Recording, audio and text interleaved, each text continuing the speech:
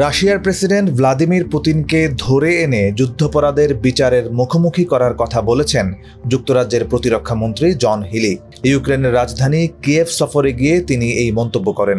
সফরের কয়েক ঘন্টা আগেই ইউক্রেনে ব্যাপক ক্ষেপণাস্ত্র ও ড্রোন হামলা চালায় মস্কো।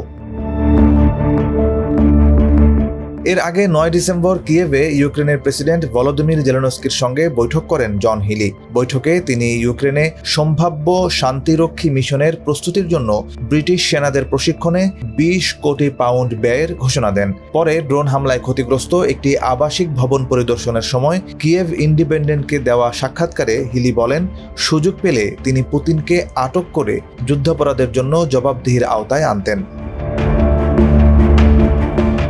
যুক্তরাষ্ট্রের সাম্প্রতিক সময়ে ভেনেজুয়েলায় সাবেক প্রেসিডেন্ট নিকোলাস মাদুরোকে আটক করার ঘটনার প্রসঙ্গ টেনে এই মন্তব্য করেন ব্রিটিশ প্রতিরক্ষামন্ত্রী।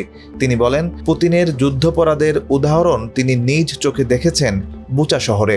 সেখানে গণকবর আবিষ্কৃত হয়েছিল। পাশাপাশি ইউক্রেনীয় শিশুদের জোরপূর্বক অপহরণ ও রাশিয়ায় পাঠানোর অভিযোগও তুলে ধরেন তিনি। ২০২৩ সালের মার্চে আন্তর্জাতিক অপরাধ আদালত আইসিসি ইউক্রেনীয় শিশুদের অপহরণের অভিযোগে পুতিনের বিরুদ্ধে গ্রেপ্তারি পরোয়ানা জারি করে। অভিযোগ রয়েছে শত শত ইউক্রেনীয় শিশুকে জোর করে রাশিয়ায় নিয়ে যাওয়া হয়েছে।